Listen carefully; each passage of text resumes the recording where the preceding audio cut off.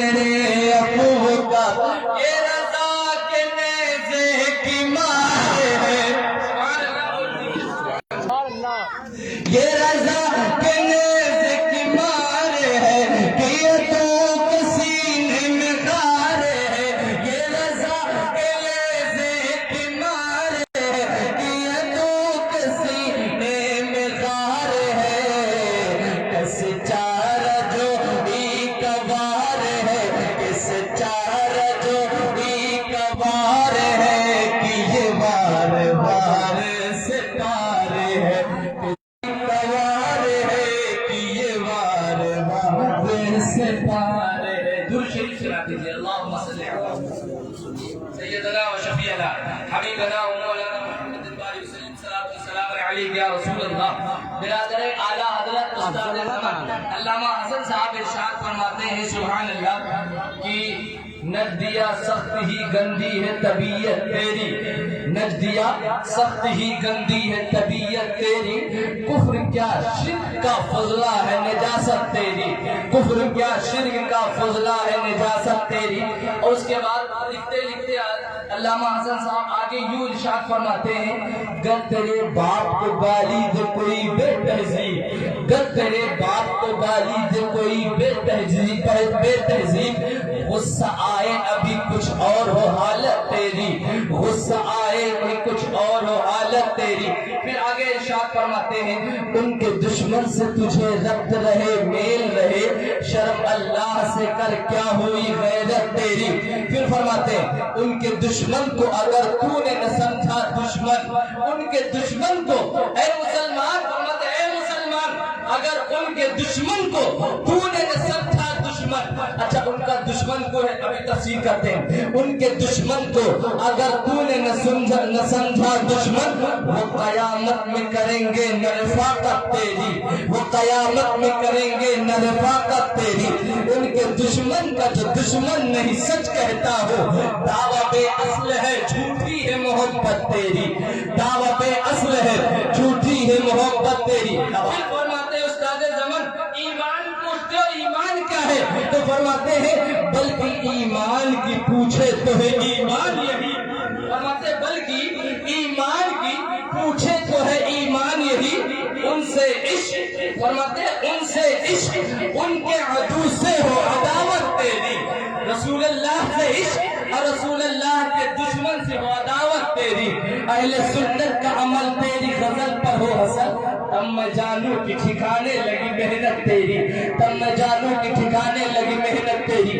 رب تبارک و تعالیٰ ارشاد فرماتا ہے، محمد رسول اللہ والذین معه اشداء علی الکفار رحماء بینہم، اللہ محمد صلی اللہ علیہ وسلم اللہ کے رسول ہیں، اور رسول اللہ کے جو ساتھ ہیں یعنی صحابہ کرام رضوان اللہ تعالی اجمعین، وہ اشداء علی الکفار کافروں پر بہت سخت تھے، رحماء بینہم اور آپس میں نرم دل تھے۔ اب سنیں، آپس میں نرم دل تھے، کس سے؟ کافروں پر سخت تھے اور آپس میں نرم دل تھے، یہ قرآن پاک کا جملہ ہے۔ لیکن آج معاملہ کیا ہے؟ آج معاملہ الٹا چل رہا ہے کہ اپنا جو دشمن ہے اس سے دشمنی کرتے ہیں، اور جو رسول اللہ کا دشمن ہے، وہابی ہوئے، دیوبندی ہوئے، دعوتی ہوئے، تبلیغی ہوئے، اور تمام فرقہ باطلہ، چاہے جس فرقے سے وہ تعلق رکھتا ہو، انسان کا کام کیا ہے؟ اگر اپنا دشمن ہے تو دور رہتا ہے، لیکن اگر نبی کا دشمن ہے تو معذاللہ شادیوں میں بھی بلا رہا ہے، کھانے پہ بلا رہا ہے، دعوت میں بھی بلا رہا ہے۔ اب ذرا حضرت مولا کائنات شیر خدا کا قول سنیے، حضرت مولا کائنات شیر خدا، مشکل کشا، خیبر شکر، فاتح خیبر علی مرتضیٰ رضی اللہ تعالیٰ ارشاد فرماتے ہیں، الاعداء ثلاثۃ، فرماتے دشمن تین ہیں، دشمن کو پہچانی، فرماتے ہیں حضرت مولا کائنات کی دشمن تین ہیں، ایک تو اللہ کا دشمن، سمجھے؟ پہلے دنیاوی مثال دیتے ہیں کہ ایک تمہارا دشمن، ایک دشمن وہ ہے جو تمہارا دشمن ہو، اور پھر فرماتے ہیں ایک دشمن وہ ہے جو تمہارے دوست کا دشمن ہو۔ دو دشمن ہوئے، ایک تمہارا دشمن اور ایک تمہارے دوست کا دشمن۔ فرماتے ہیں تیسرا دشمن وہ ہے جو ان دونوں کا دوست ہو، یعنی تمہارے جو دشمن ہے ان کا جو دوست ہو وہ بھی تمہارا دشمن ہے۔ یہ تین دشمن ہیں. پھر فرماتے بلا تشبیہ و بلا تمثیل. رب تبارک و تعالیٰ کے تین دشمن ہیں. اللہ تبارک و تعالیٰ کے تین دشمن ہیں. ایک تو اللہ تبارک و تعالیٰ کے دشمن وہ تو آپ لوگ جانتے ہی ہیں, کافر مشرک وغیرہ. یہ تین ایک دشمن ہے. پھر فرماتے ہیں کہ ایک اللہ کے رسول یعنی سرکار مصطفیٰ صلی اللہ علیہ وسلم کا دشمن, جیسے وہابی ہوئے, دیوبندی ہوئے, تبلیغی ہوئے اور تمام فرقہ باطلہ جو لوگ علماء بیان کرتے ہیں وہ سب یہ اللہ کے رسول کے دشمن ہیں. تو دو دشمن, ایک اللہ کے دشمن, ایک اس کے حبیب کے دشمن. فرماتے تیسرا دشمن وہ ہے جو ان دشمنوں کا دوست بنو. یعنی یہ جو دشمن ہے وہابی ہوئے, دیوبندی ہوئے, تبلیغی ہوئے, جماعتی ہوئے, یہ سب جو دشمن ہے اللہ اس کے رسول کے, ان کا جو دوست ہے ان سے جو دوستی کرے گا وہ بھی اللہ کا دشمن ہے. اب آپ سوچئے اگر اللہ کے دشمن سے دوستی کرو گے, اللہ اس کے حبیب کے دشمن سے دوستی کرو گے تو پھر معاملہ کیا ہوگا. فرماتے اعلیٰ حضرت سرکار ان کو رحم آئے تو آئے, ورنہ وہ کڑی مار ہے کیا ہو رہا ہے, وہ کڑی مار ہے کیا ہو رہا ہے. اچھا آپ لوگ کیا ہے کہتے ہیں ماموں ہے کیسے چھوڑ دیا جائے, بھائی ہے کیسے چھوڑ دے, رشتہ دار ہے کیسے چھوڑ دے, عزیز و اقارب ہے کیسے چھوڑ دے. ذرا جنگ احد شریف کا واقعہ اٹھا کر دیکھ لو. ایک صحابیہ تھی, جنگ احد شریف کا واقعہ اٹھا کر دیکھ لو. ایک صحابیہ تھی, ان کے جب جنگ ہوئی, جنگ احد شریف میں جو جنگ ہوئی تو اس میں سرکار کے دندان مبارک شہید ہو گئے تھے. تو جب یہ پتا چلا ایک صحابیہ کو کہ سرکار کے دندان مبارک شہید ہو گئے ہیں, جب یہ خبر ایک صحابیہ کو ہوئی کہ سرکار کے دندان مبارک شہید کو وہ بے چین ہو گئے. اب ذرا عشق دیکھیے, صحابیہ تھے ان کا عشق دیکھیے اور اپنا ایمان دیکھیے کہ ہم کس درجے میں ہیں اور وہ صحابہ اور صحابیہ کس درجے میں تھے. تو اس کے بعد لوگ آنے لگے تو لوگوں سے وہ پوچھتی ہیں, ایک دم سے گھبرائی ہوئی ہے, پریشان ہے, اس کے بعد پریشان حال ہے اور پوچھ رہی ہے اے لوگوں یہ بتا دو میرے مصطفیٰ کا حال کیسا ہے, میرے آقا کا حال کیسا ہے. تو لوگ کہتے ہیں, صحابہ کرام نے عرض کیا اے صحابیہ آپ کا بیٹا جنگ احد شریف میں شہید ہو گیا. تو فرماتی میں اپنے بیٹے کے بارے میں نہیں پوچھتی ہوں بلکہ یہ بتا دو کہ میرے آقا کیسے ہیں. سبحان اللہ, ایمان دیکھیے. فرماتی میں اپنے بیٹے کے بارے میں نہیں پوچھ رہی ہوں بلکہ یہ بتاؤ میرے آقا کیسے ہیں. پھر اس کے بعد آگے جاتی ہے, پھر پوچھتی ہے اے لوگوں یہ بتا دو میرے مصطفیٰ کا حال کیا ہے, میرے آقا کا حال کیا ہے. تو پھر صحابہ نے عرض کیا کہ آپ کا شوہر جنگ احد شریف میں انتقال کر گیا, شہید ہو گیا. تو پھر فرماتی ہے میں اپنے شوہر کے بارے میں نہیں پوچھتی ہوں بلکہ یہ بتا دو کہ میرے مصطفیٰ کیسے ہیں, میرے آقا کیسے ہیں. تو صحابہ نے عرض کیا, صحابہ نے کہا کہ سرکار مصطفیٰ صلی اللہ علیہ وسلم آپ کے پیارے آقا, ہم سب کے آقا و مولا صلی اللہ علیہ وسلم صحیح اور سلامت ہے, ان کو کچھ نہیں ہوا ہے. تو صحابیہ نے ارشاد فرمایا اگر میرے آقا کو کچھ نہیں ہوا ہے تو مجھے بھی کچھ نہیں ہوا ہے. میں اپنے آقا سے محبت کرتی ہوں, اگر میرے آقا ٹھیک ہے تو الحمدللہ میں بھی ٹھیک ہوں, مجھے بھی کچھ بے شک زندہ نعرے تکبیر, نعرے رسالت, حسن معراج النبی, غامی مدنی اعلیٰ حضرت, نعرے حضور معصوم علم, نعرے رسالت. سبحان اللہ. وہ صحابیہ تھی اور ہم اور آپ سوچیں کہ کیا معاملہ چل رہا ہے. اپنا دشمن ہو تو چھوڑ دیتے ہیں لیکن نبی کا دشمن تو اس کو نہیں چھوڑتے ہیں. معاذ اللہ, کیسی بری بات ہے. قسم خدا کی جنت ملے گی تو اسی سے ملے گی. رب تبارک و حدیث قدسی ہے, رب تبارک و تعالیٰ کے ہاں کچھ لوگ حاضر ہوئے, رب تبارک و تعالیٰ کے حاضر ہوں گے تو اس کے بعد رب ارشاد فرمائے گا, نمازی آئیں گے, رب ارشاد فرمائے گا کیا لائے ہو میرے لیے. سنیے غور سے, رب فرمائے گا کیا لائے ہو میرے لیے. تو وہ نمازی کہے گا مولا ہم نے نمازیں پڑھی ہیں, بہت زیادہ عبادتیں کری ہیں, یہ قبول فرما لے. تو رب ارشاد فرمائے گا وہ تو تیرے اعمال ہے, اس کا بدلہ دیا جائے گا, میرے لیے کیا لائے ہو. جملہ سنے, فرماتے ہیں رب ارشاد فرمائے گا کہ میرے لیے کیا لائے ہو. لوگ پریشان ہوں گے کہ مولا تیرے لیے کیا ہے. فرمائے گا مولا ادھر چلو, ان کو سائڈ کر دیا جائے گا. دوسرے لوگ آئیں گے, فرمایا जब इरशाद फरमाएगा क्या लाए हो, तो वो ज़कात देने वाले होंगे, कहेंगे मौला हमने बहुत ज़कातें दी हैं, तुझे राजी करने के लिए बहुत सी ज़कातें दी, बहुत ज़कात दी दुनिया में। तो रब इरशाद फरमाएगा उसका बदला तुम्हें दिया जाएगा, तुम मेरे लिए क्या लाए हो, अपने रब के लिए क्या लाए हो। तो वो बंदा अर्ज़ करेगा मौला तेरे लिए क्या है, तेरे लिए क्या है। रब इरशाद फरमाएगा इधर हो जाओ, किनारे हो जाओ। तीसरा आदमी आएगा, फिर रब इरशाद फरमाएगा मेरे लिए क्या लाए हो। तो वो हाजी साहब कहेंगे कि मौला हमने हज करे हैं, बहुत ज्यादा हज किए दुनिया के अंदर, बहुत ज्यादा नमाजें पढ़ी, इबादत किए और उसके बाद ज़कात दिए, तो रब इरशाद फरमाएगा इसका बदला तुम्हें दिया जाएगा, ये बता दो मेरे लिए कहाँ है। अब सुनिए, फरमाएगा मेरे लिए क्या लाए हो, तो रब इरशाद फरमाएगा हल वालैता ली वलियन वहल आदैता ली अदुवा, क्या तूने कभी मेरे लिए मेरे दोस्त से दोस्ती की है, क्या तूने मेरे लिए कभी मेरे दुश्मन से दुश्मनी की है। सुभान अल्लाह। ये सुनिए, फरमाएगा रब ये बता हल वाली तली वलियन, तूने कभी मेरे दोस्त से दोस्ती की है मेरे लिए, और हलवादे वहल आदैत ली अदुवन, क्या तूने मेरे दुश्मन से कभी मेरे लिए दुश्मनी की है।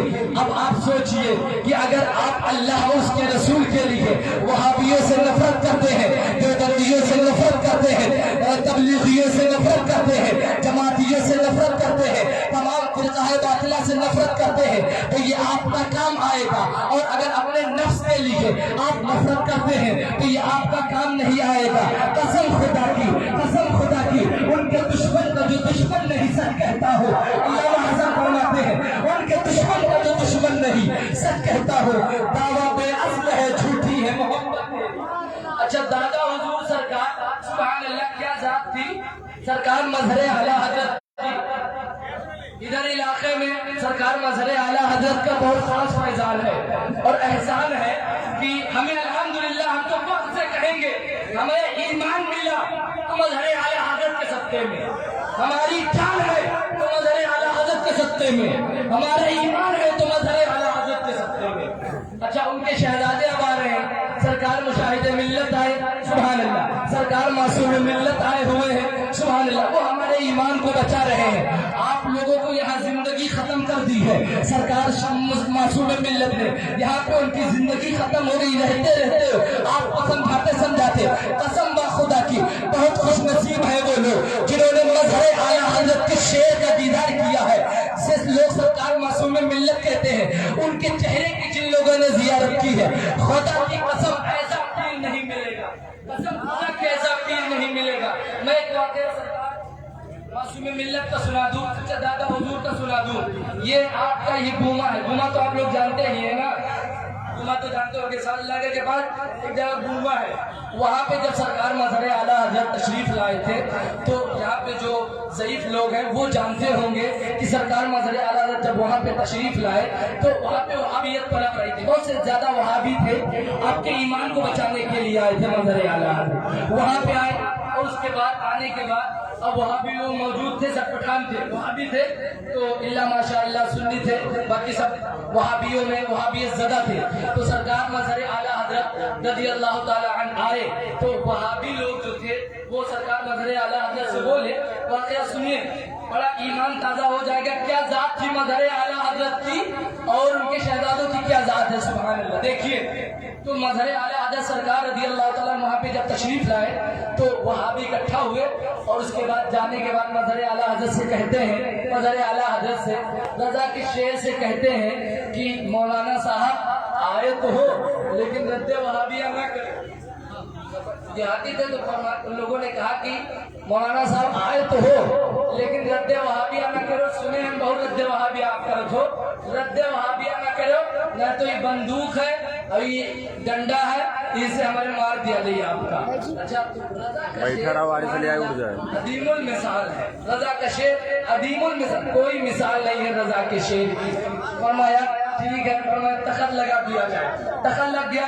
अब उसके बाद जो रोशनी हुई, शराब वगैरह जो भी कुछ रखा गया रख दिया गया और सरकार मजहर आला हजरत मिंबर पर जलवा अफरोज हुए, तखत درخت پر بیٹھے اور مجمع کے اندر اب تو الحمدللہ سب سنی بیٹھے ہوئے ہیں، اس مجمع کے اندر سب وہاں کے جو بندی بیٹھے تھے اور صرف آپ تو ایسے ٹوپی لگائے بیٹھے ہیں آرام سے، اس مجمع کے اندر لوگ بندوقیں لیے بیٹھے ہوئے تھے، تلواریں لیے بیٹھے ہوئے تھے اور ڈنڈا سہے کے ساتھ بیٹھے ہوئے تھے کہ اگر رد وہابیہ کریں گے تو آج ان کو مار دیا جائے گا۔ لیکن رضا کا شعر سبحان اللہ عظیم المثال ہے، رضا کے شعر کا کوئی جواب نہیں ہے۔ شیرانہ ہمت کے اندر، شیرانہ انداز کے اندر تخت پر جلوہ افروز ہوتے ہیں مظہر اعلیٰ حضرت سرکار، اس کے بعد خطبہ عربی میں پڑھتے ہیں تو خطبہ سبحان اللہ مظہر اعلیٰ حضرت کا انوکھا تھا۔ جب خطبہ پڑھنا شروع کیے تو جو آئے تھے مارنے کے لیے تو وہ کہا تھے کہ ارے قرآن شریف بڑا اچھا پڑھتے ہیں،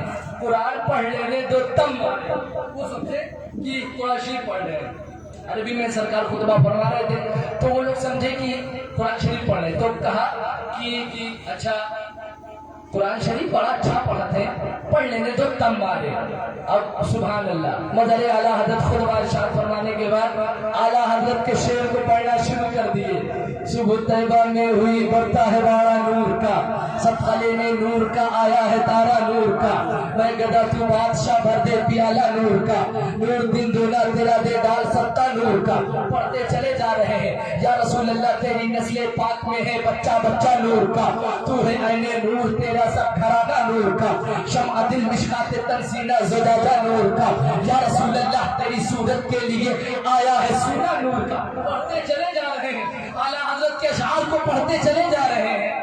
بے شک بے شک جو لوگ بیٹھے تھے تو وہ بولے سبحان اللہ، نعت شریف بڑا اچھی پڑھت ہے، نعت شریف پڑھ لیں گے تو تم مارے، کہیں کہ نعت شریف بڑا اچھی پڑھت ہے، پڑھ لیں گے تو تب مارے۔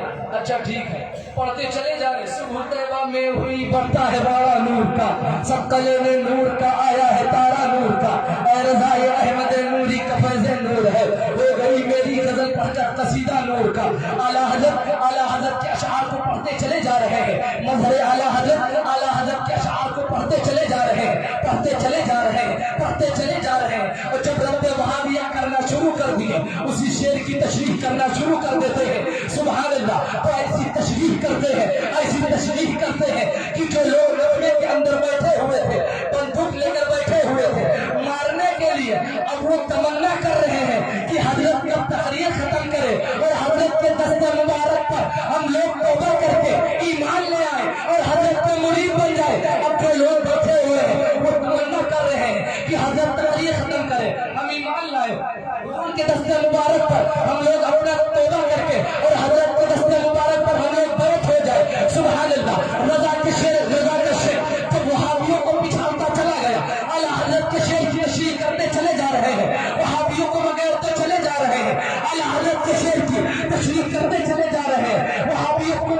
جواب دیتے چلے جا رہے ہیں۔ اس کے بعد جلال کے عالم میں آتے ہیں، ارشاد فرماتے ہیں، اپنے صدری کے بٹن کو کھولتے ہیں اور ارشاد فرماتے ہیں پٹھان نہیں ہوتا ہے، اگر جو پٹھان نبی کے دشمن سے ملے تو حشمت علی کہتا ہے وہ پٹھان نہیں بلکہ وہ حشمت علی کی آواز میں وہ حرامی ہے۔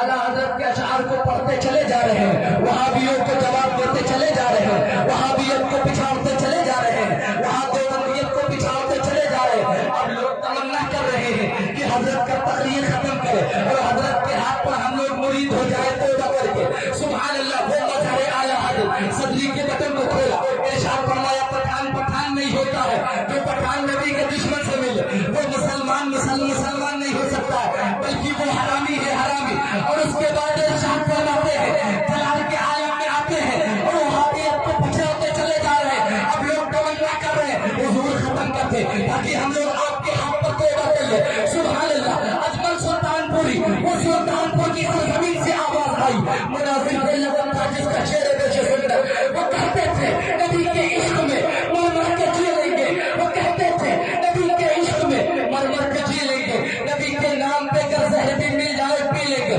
تقریر کرتے چلے جا رہے ہیں،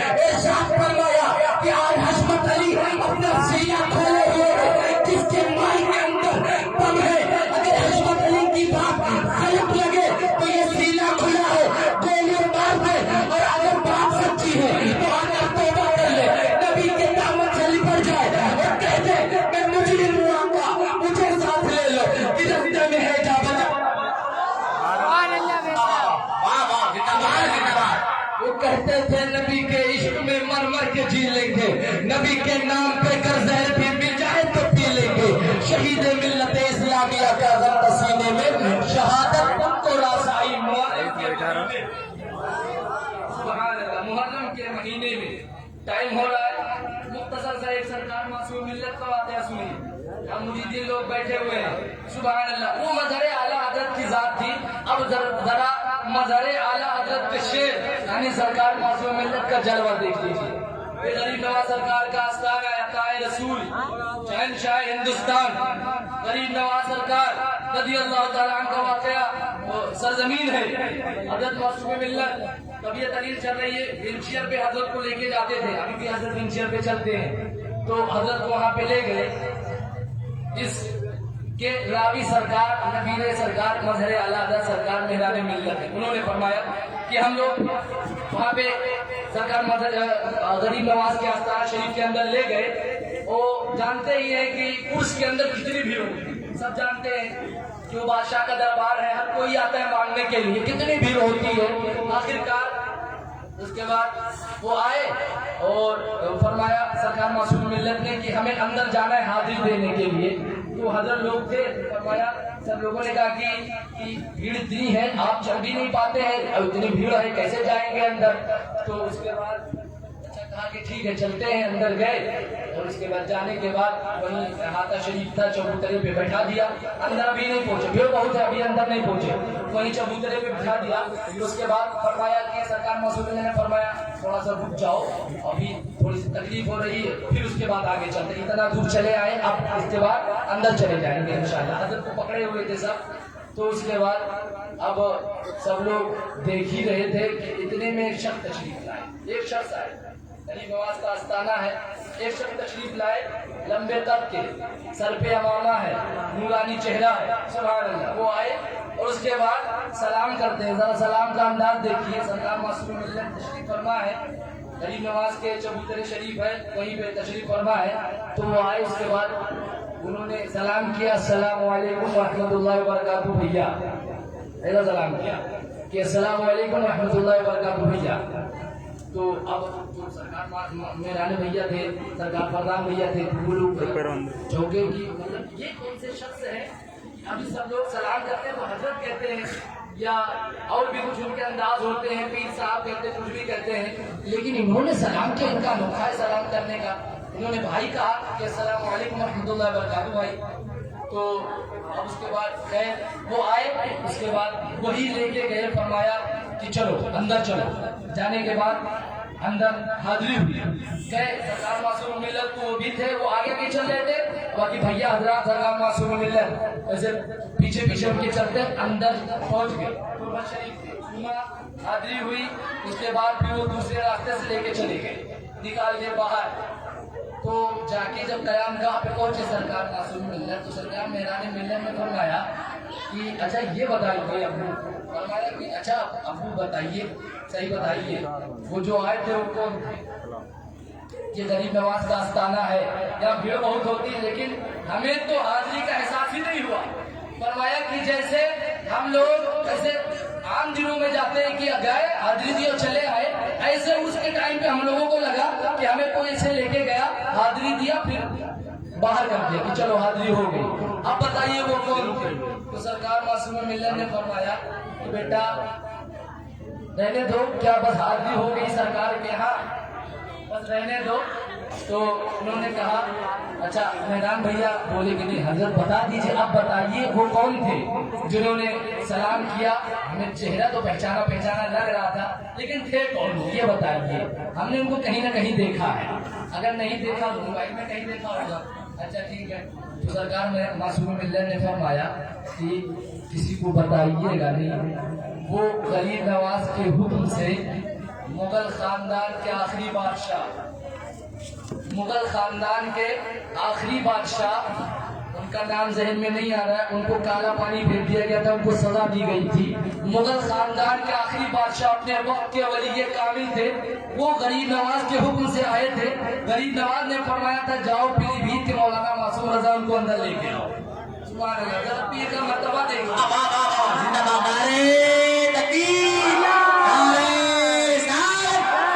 حضور معصوم ملت برکت